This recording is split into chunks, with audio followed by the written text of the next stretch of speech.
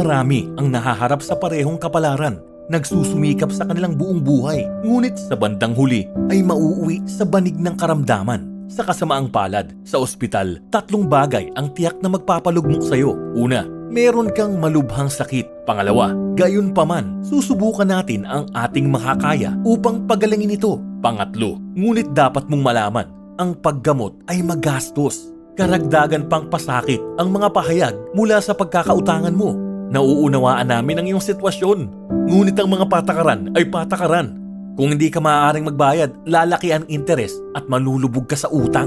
Pero bago pa man ito mangyari, may 3 pahayag ang mga eksperto sa kalusugan upang baguhin ang iyong kapalaran. Una, ikaw ay ang iyong sariling doktor, ang siyang pinakamahusay. Pangalawa, ang kusina ang pinakamahusay na ospital. At pangatlo, ang pagkain ay ang pinakamahusay na gamot. Sa buhay natin, ang lahat ng bagay ay maaaring gawin para sa iyo ng ibang tao. Tumawag ka ng ibang tao para magmaneho ng iyong sasakyan, maglaban ng iyong damit, magluto ng iyong pagkain. Maaari ring ibang tao ang kumita ng pera para sa iyo o kaya naman gumastos ng pera mo para sa iyo. Ngunit ang masaklap niyan, walang sino man ang pwedeng magkasakit para sa iyo. Ang katotohanan, maaari mong mabawi ang anumang bagay na nasayang at nawala sa iyo. Ngunit may isang bagay na mawawala magpakailanman kung pababayaan mo. Iyan ang buhay mo.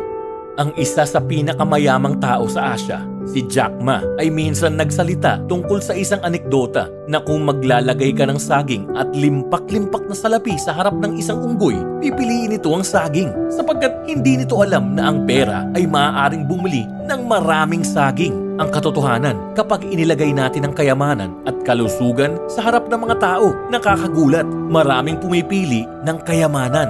Ngunit alam mo ba, hindi mabibili ng kayamanan ang kalusugan. At sa oras na ikaw ay nagdurusa sa karamdaman, doon mo masasabing ang kalusugan ay kayamanan.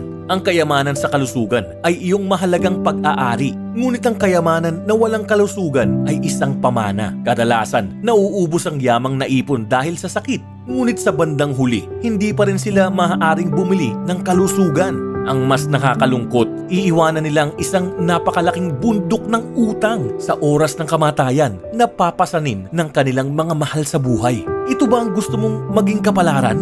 Maaari mong isipin na ikaw ay ganap na malusog sa ngayon. Ngunit ang katotohanan, ang kamatayan, hindi mo alam kung kailan. Si Bruce Lee, isang kilalang aktor, habang naghahapunan, sumakit ang ulo, nahiga para magpahinga. Sa kasamaang palad, hindi na muling gumising pa. Pumanaw siya sa edad na 32. Si Julie Vega, isang kilalang aktres, nakaranas ng labis na pagkapagod at panghihina. Dala na rin ng karamdamang bronchopneumonia, namatay sa batang edad na 16 na taong gulang. Ilan sa ating kapamilya at mga kaibigan ang pumanaw na. Ikaw ang nakakaalam. Hindi dahil malakas ka ngayon ay malakas ka pa rin makalipas ang 10 taon. Maraming nakamamatay na mga malalang sakit ang nagsisimulang lumaki mula sa pinakamaliit na pinsala. Gusto mo itong maiwasan? Mayroon ka pang pagkakataon. Why not save a pound of cure with an ounce of prevention? Kung hindi mo aalagaan ang kalusugan mo ngayon, ikaw ay nakatakdang magbayad para pangalagaan ito sa ibang pagkakataon. Tandaan mo, 80% ng mga hindi namumuhunan sa pangangalaga ng kalusugan ay gugugulin ang kanilang naipong kayamanan sa ospital at lilisanin ng mundo dahil sa karamdaman. Dapat malaman mo na maraming pasyente sa ospital ang pinagwalang bahala ang kanilang kalusugan nung sila'y bata pa. Huwag mong isiping hindi ito pwedeng mangyari sa'yo. Mahalaga ang ating kalusugan. Pangalagaan natin ito upang hindi tayo magdusa at magdulot ng pighati sa ating mga mahal sa buhay. Nais mo bang magdusa sa banig ng karamdaman sa huling yugto ng iyong buhay? Ang iyong kapalaran ay nakasalalay sa iyong mga desisyon. Isang paalaala mula sa HCI Biz International. Ang iyong kapalaran ay nakasalalay sa iyong mga desisyon.